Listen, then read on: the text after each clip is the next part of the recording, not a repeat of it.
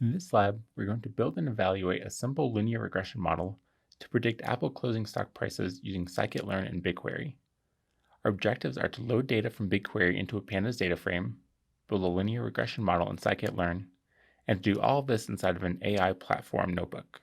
Okay, let's get started by booting up an AI platform notebook. To do so, I like to use this navigation menu on the left. Scroll all the way to the bottom. In the artificial intelligence section, you should see AI platform. Go there and then click on notebooks. Then click on new instance and go to TensorFlow 1.14. We can actually get away with less by just clicking, for example, this Python environment, but this is suitable. Okay, leave all the defaults as is and click on create. Now this will take a few minutes to boot up.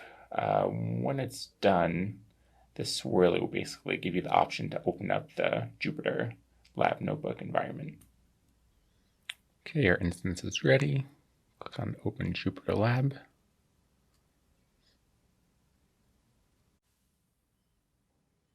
Now, rather than creating a new notebook, we're actually going to work out of an existing notebook that we have on Git. So we're going to open up a terminal. We're going to clone that repository.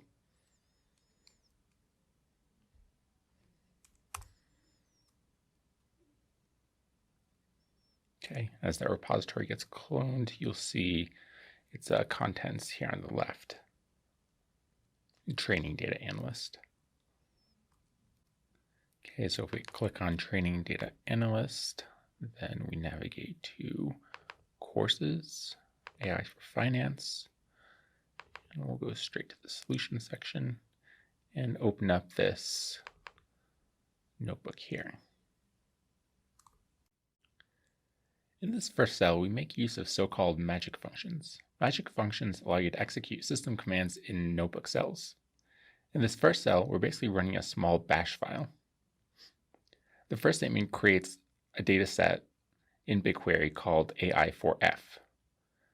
The second statement loads a CSV file containing 10 years worth of Apple stock data stored in Google Cloud Storage into a BigQuery table we call AAPL10Y. This contains the data that we're going to build our regression model on. So let's go ahead and execute this cell.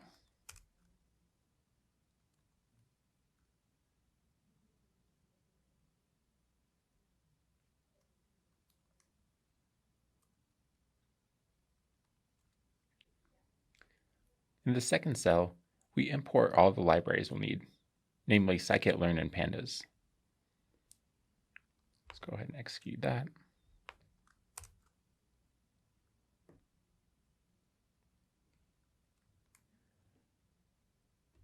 So in AI platform notebooks, there's a BigQuery magic function. To see the full documentation on this function, go ahead and execute this cell. To see the documentation for any magic function, simply enter the magic function followed by a question mark.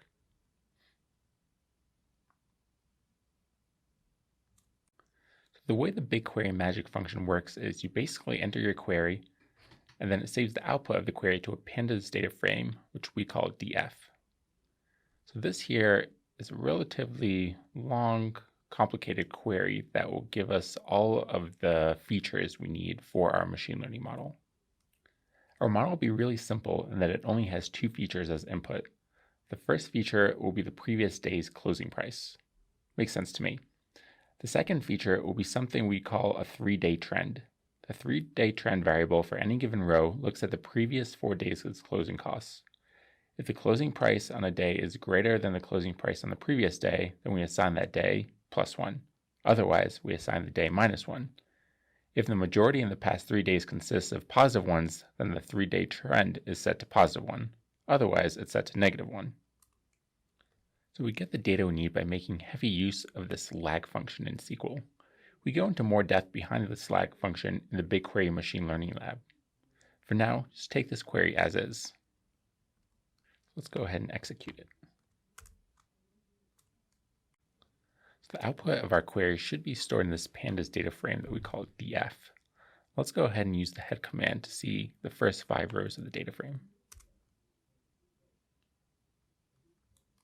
Perfect. We have the column close, which is what we're trying to predict, the previous day's close, and the 3-day trend. We have all the data we'll need to build a regression model in scikit-learn. First, let's visualize some of the data. So since we basically have a time series, the closing Apple stock value as a function of the date, let's go ahead and plot that.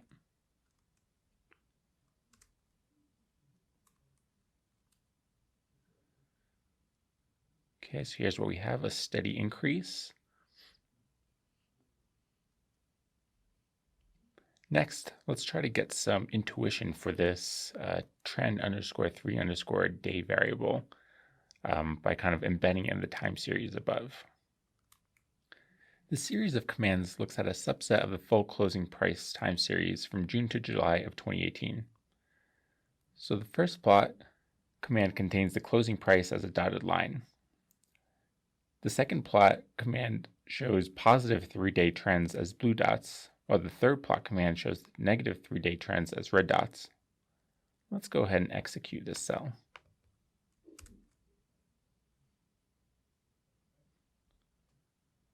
So as expected, when the close values are visually trending downwards, we expect to see a lot of red dots. When the trend is upwards, we expect to see more blue dots. In this next cell, we check the size of our data set. It's around 2,500 rows. Okay, now we're at the point where we're ready to build a linear regression model in scikit-learn.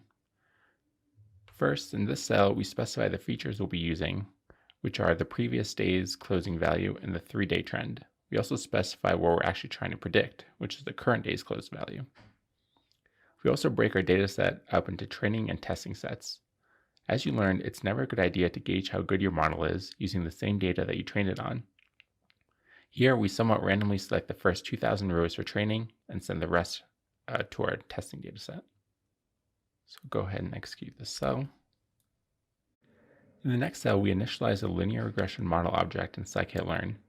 We don't want it to fit an intercept in this case, so we set that parameter to false. Next, we go ahead and fit the model on our training data. Since we don't have a lot of data, the training will be pretty fast. Now this cell makes predictions on the testing data. We're going to use this output to gauge how good our model is. And to gauge how good our model is, we'll use 2 metrics, the root mean squared error and the variance score. The root mean squared error attempts to gauge on average how far off your prediction is from the truth. The lower the better. The variance score explains how correlated your predictions are to the truth. The closer to 1, the better.